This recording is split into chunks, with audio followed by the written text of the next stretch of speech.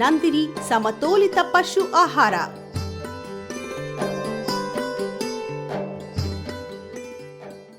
ಮೇವೆಂಬುದು ಪಶುಗಳಿಗೆ ಹಾಲು ಉತ್ಪಾದನೆಯ ಹೊರತಾಗಿ ಬೆಳವಣಿಗೆ, ಸಂತಾನಾಭಿವೃದ್ಧಿ, ಆರೋಗ್ಯ ಪೋಷಣೆ, ಶಾರೀರಿಕ ಪೋಷಣೆ ಎಂಬಂತೆ ದೇಹದಲ್ಲಿ ಜರುಗುವ ಹಲವಾರು ಚಟುವಟಿಕೆಗಳಿಗೆ ಅತ್ಯಗತ್ಯವಾಗಿ ಬೇಕೆಂಬುದು ಸತ್ಯ. ವಿಶೇಷವಾಗಿ ಮಿಶ್ರತಳಿ ರಾಸುಗಳ ಶರೀರದಲ್ಲಿ ಜರುಗುವ ಎಲ್ಲಾ ಚಟುವಟಿಕೆಗಳನ್ನು ಆಧರಿಸಿ ಬೇಡಿಕೆಗೆ ಅನುಗುಣವಾಗಿ ಪೋಷಕಾಂಶಗಳನ್ನು ಪೂರೈಕೆ ಮಾಡುವ ವಿಚಾರದಲ್ಲಿ ಸಮತೋಲಿತ ಪಶು ಆಹಾರವು ಮಹತ್ತರವಾದ ಪಾತ್ರವನ್ನು ನಿರ್ವಹಿಸುತ್ತಲಿದೆ. ಕರ್ನಾಟಕ ಹಾಲು ಮಹಾಮಂಡಳವು ಸಮತೋಲಿತ ಪಶು ಆಹಾರವನ್ನು ನಂದಿನಿ ಬ್ರ್ಯಾಂಡ್ ಹೆಸರಿನಲ್ಲಿ ಈ ಹಿಂದಿನಿಂದ ಉತ್ಪಾದಿಸಿ ಜಿಲ್ಲಾ ಹಾಲು ಒಕ್ಕೂಟಗಳ ಮೂಲಕ ಹಾಲು ಉತ್ಪಾದಕರಿಗೆ ಪೂರೈಕೆ ಮಾಡುತ್ತಾ ಬಂದಿದೆ. ವಿವಿಧ ಬಗೆಯ ನಂದಿನಿ ಸಮತೋಲಿತ ಪಶು ಆಹಾರ. ನಂದಿನಿ ಗೋಲ್ಡ್ ಮಧ್ಯಮ ಪ್ರಮಾಣದಲ್ಲಿ, ಅಂದರೆ ಪ್ರತಿನಿತ್ಯ 20 ಲೀಟರ್ಗಿಂತ ಕಡಿಮೆ ಹಾಲನ್ನು ಉತ್ಪಾದಿಸುವ ರಾಸುಗಳಿಗೆ ನಂದಿನಿ ಗೋಲ್ಡ್ ಪಶು ಆಹಾರವನ್ನು ಶಿಫಾರಸು ಮಾಡಲಾಗಿದೆ. ಶರೀರದ ಪೋಷಣೆಗೆ 3/4 ಕೆಜಿ ಪಶು ಆಹಾರ ಮತ್ತು ಪ್ರತಿ ಲೀಟರ್ ಹಾಲಿನ ಉತ್ಪಾದನೆಗೆ 400 ಗ್ರಾಂ ನಂದಿನಿ ಗೋಲ್ಡ್ ಪಶು ಆಹಾರವನ್ನು ನೀಡಬಹುದು. ಕರುಗಳ ಪ್ರಾರಂಭಿಕ ಪಶು ಆಹಾರ. ಈ ಪಶು ಆಹಾರವನ್ನು 15ರಿಂದ 90 ದಿನಗಳ ವಯಸ್ಸಿನ ಕರುಗಳಿಗೆ ಶಿಫಾರಸು ಮಾಡಲಾಗಿದೆ. ಕರುಗಳ ವಯಸ್ಸಿನ ಆಧಾರದ ಮೇಲೆ ಇಲ್ಲಿ ತಿಳಿಸಿದಂತೆ ನೀಡಬಹುದಾಗಿದೆ. 2ನೆಯ ವಾರ 125 ಗ್ರಾಂ, 3ನೆಯ ವಾರ 200 ಗ್ರಾಂ, 4ನೆಯ ವಾರ 350 ಗ್ರಾಂ, 5ನೇ ವಾರ 550 ಗ್ರಾಂ, 6ನೇ ವಾರ 750 ಗ್ರಾಂ, 8ನೇ ವಾರ 950 ಗ್ರಾಂ, 9ನೇ ವಾರ 1 ಕೆಜಿ, 10ನೇ ವಾರ 1 ಕೆಜಿ 50 ಗ್ರಾಂ ಮತ್ತು 11ನೇ ವಾರ 1 ಕೆಜಿ 200 ಗ್ರಾಂ. 3 ತಿಂಗಳವರೆಗೆ ಕರುಗಳ ಪ್ರಾರಂಭಿಕ ಪಶು ಆಹಾರದ ಜೊತೆಗೆ ಉತ್ತಮ ದರ್ಜೆಯ ಹಸಿರು ಹುಲ್ಲನ್ನು ನೀಡಬಹುದಾಗಿದೆ.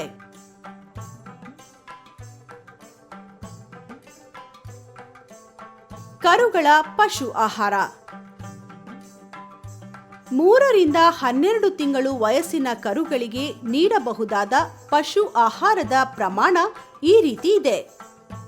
3ರಿಂದ 4 ತಿಂಗಳು 2 ಕೆಜಿ, 4ರಿಂದ 5 ತಿಂಗಳು 2 ಕೆಜಿ, 5ರಿಂದ 6 ತಿಂಗಳು 2.5 ಕೆಜಿ, 6ರಿಂದ 9 ತಿಂಗಳು 2.5 ಕೆಜಿ, 10ರಿಂದ 12 ತಿಂಗಳು 2 ಕೆಜಿ 800 ಗ್ರಾಂ. 1 ವರ್ಷದವರೆಗೆ ಕರುಗಳ ಪಶು ಆಹಾರದ ಜೊತೆಗೆ ಉತ್ತಮ ದರ್ಜೆಯ ಹಸಿರು ಮತ್ತು ಒಣ ಹುಲ್ಲನ್ನು ನೀಡಬಹುದಾಗಿದೆ. ಬೈಪಾಸ್ ಪ್ರೋಟೀನ್ ವಿಶೇಷ ಪಶು ಆಹಾರ. ಈ ಪಶು ಆಹಾರವನ್ನು ಹೆಚ್ಚಿನ ಪ್ರಮಾಣದಲ್ಲಿ ಹಾಲು ಉತ್ಪಾದಿಸುವ ರಾಸುಗಳಿಗೆ ಶಿಫಾರಸು ಮಾಡಲಾಗಿದೆ. ರಾಸುವಿನ ಶರೀರದ ಪೋಷಣೆಗೆ 3/4 ಕೆಜಿಯಿಂದ 1 ಕೆಜಿ ಮತ್ತು ಪ್ರತಿ ಲೀಟರ್ ಹಾಲು ಉತ್ಪಾದನೆಗೆ 350 ಗ್ರಾಂ ಬೈಪಾಸ್ ಪಶು ಆಹಾರವನ್ನು ಒದಗಿಸಬಹುದಾಗಿದೆ.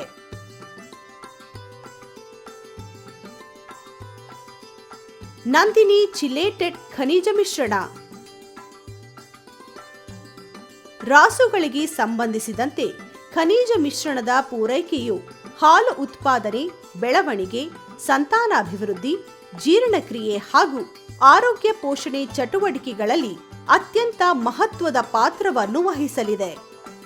ರಾಸುಗಳಿಗೆ ನೀಡುವ ಆಹಾರದ ಜೊತೆಗೆ ಪ್ರತಿದಿನ ಕಡಸುಗಳಿಗೆ 50 ಗ್ರಾಂ ಮತ್ತು ಕರುಗಳಿಗೆ 25 ಗ್ರಾಂನಷ್ಟು ನಂದಿನಿ ಖನಿಜ ಮಿಶ್ರಣವನ್ನು ಬೆರೆಸಿ ನೀಡಬೇಕು.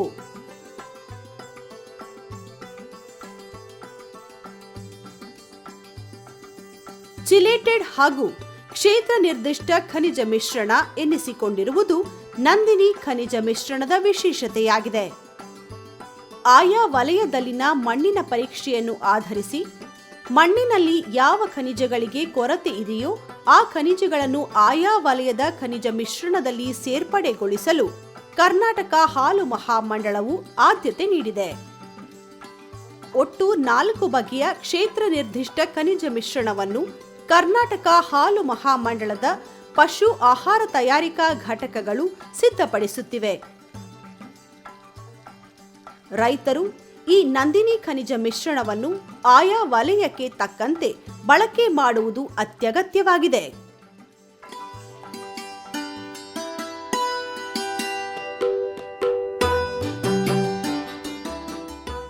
ಕ್ಷೀರ ಗುಣವೃದ್ಧಿ ಪೋಷಕಾಂಶ ಪೂರಕ ಮಿಶ್ರಣ. ಹಾಲಿನ ಗುಣಮಟ್ಟ, ವಿಶೇಷವಾಗಿ ಜಿಡ್ಡಿನಾಂಶ ಮತ್ತು ಜಿಡ್ಡೇತರ ಘನಾಂಶ ಸುಧಾರಣೆಗೆ ಕ್ಷೀರ ಗುಣವೃದ್ಧಿ ಪೋಷಕಾಂಶ ಪೂರಕ ಮಿಶ್ರಣವನ್ನು ಶಿಫಾರಸು ಮಾಡಲಾಗಿದೆ. ಹಾಲು ಹಿಂಡುವ ರಾಸುವಿಗೆ ಪ್ರತಿದಿನಕ್ಕೆ ಕನಿಷ್ಠ 250 ಗ್ರಾಂ ಪ್ರಮಾಣವನ್ನು ಬೆಳಿಗ್ಗೆ ಮತ್ತು ಸಂಜೆ ವಿಭಜಿಸಿ 2 ಬಾರಿ ಪೂರೈಕೆ ಮಾಡುವುದರಿಂದ ಶೇಕಡ 0.3ರಿಂದ 0.4ರಷ್ಟು ಜಿಡ್ಡಿನಾಂಶ ಹಾಗೂ ಶೇಕಡ 0.2ರಷ್ಟು ಜಿಡ್ಡೇತರ ಘನಾಂಶವನ್ನು ಹೆಚ್ಚಿಸಬಹುದಾಗಿ ಪ್ರಾಯೋಗಿಕ ಪರೀಕ್ಷೆಗಳಿಂದ ದೃಢಪಟ್ಟಿರುತ್ತದೆ. ಕೀಟೋಸಿಸ್ ಕಾಯಿಲೆಗೆ ರಕ್ಷಣೆ ನೀಡುವಲ್ಲಿ ಇದು ಸಹಕಾರಿ. ಜೊತೆಗೆ ಮೇವು ಸೇವನೆ ಬಳಿಕ ಅದನ್ನು ಜೀರ್ಣಿಸಿಕೊಳ್ಳುವ ಸಾಮರ್ಥ್ಯ ಸುಧಾರಣೆಗೂ ಇದು ಸಹಕಾರಿ. ಹಾಲಿನ ಇಳುವರಿ ಹೆಚ್ಚಳಕ್ಕೂ ಇದು ನೆರವಾಗಲಿದೆ. ನಂದಿನಿ ನೆಕ್ಕುಬಿಲ್ಲೆ. ಈ ನೆಕ್ಕುಬಿಲ್ಲೆಯಲ್ಲಿ ಯೂರಿಯಾ, ಕಾಕಂಬಿ, ಖನಿಜ ಮಿಶ್ರಣ, ಉಪ್ಪು ಮತ್ತು ಕ್ಯಾಲ್ಸಿಯಂನ ಜೊತೆಗೆ ಅಕ್ಕಿ ತೌಡು ಬಳಸಲಾಗಿದೆ. ಹೈನು ರಾಸುಗಳಿಗೆ ಯೂರಿಯಾ ಕಾಕಂಬಿ ಖನಿಜ ಮಿಶ್ರಣದ ನಂದಿನಿ ನೆಕ್ಕುಬಿಲ್ಲೆಯಲ್ಲಿ ಸುಲಭವಾಗಿ ಕರಗುವ ಸಸಾರಜನಕ, ಶಕ್ತಿವರ್ಧಕ ಖನಿಜಾಂಶಗಳು ರಾಸುಗಳ ಶರೀರಕ್ಕೆ ಸಾಕಷ್ಟು ಪ್ರಮಾಣದಲ್ಲಿ ಲಭ್ಯವಾಗುವ ಜೊತೆಗೆ ಜಠರದ ಪಚನ ಕ್ರಿಯೆಗೆ ನೆರವಾಗುವ ಸೂಕ್ಷ್ಮಾಣುಗಳ ಸಂಖ್ಯೆ ವೃದ್ಧಿಗೂ ಸಹಾಯವಾಗಲಿದೆ. ಯೂರಿಯಾ ಕಾಕಂಬಿ ಖನಿಜ ಮಿಶ್ರಣದ ಪಡಿಯಚ್ಚನ್ನು ಪ್ರತಿದಿನ ಸುಮಾರು 200ರಿಂದ 500 ಗ್ರಾಂಗಳವರೆಗೆ ಸೇವಿಸುವಂತೆ ನೋಡಿಕೊಳ್ಳಬೇಕು. ಕೇವಲ ಒಣ ಹುಲ್ಲನ್ನೇ ಅವಲಂಬಿಸಿರುವ ರಾಸುಗಳಿಗೆ ಪ್ರತಿದಿನ 700 ಗ್ರಾಂನಷ್ಟು ಸೇವಿಸುವಂತೆ ನೋಡಿಕೊಳ್ಳಬೇಕಿದೆ. 3 ತಿಂಗಳಿಗಿಂತ ಕಡಿಮೆ ವಯಸ್ಸಿನ ಕರುಗಳಿಗೆ ಯೂರಿಯಾ ಕಾಕಂಬಿ ಖನಿಜ ಮಿಶ್ರಣದ ಪಡಿಯಚ್ಚನ್ನು ಪೂರೈಕೆ ಮಾಡಬಾರದು.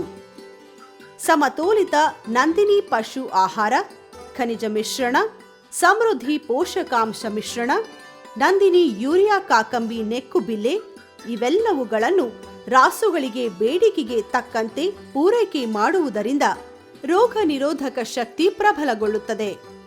ಜೊತೆಗೆ ಪೋಷಕಾಂಶಗಳ ಲಭ್ಯತೆ ಸುಧಾರಣೆಗೊಂಡು ಅವು ನಿಗದಿತ ಸಮಯಕ್ಕೆ ಬೆದೆಗೆ ಬರುವುದರ ಜೊತೆಗೆ ವರ್ಷಕ್ಕೊಂದು ಕರುವನ್ನು ನೀಡುವಂತಾಗುತ್ತವೆ.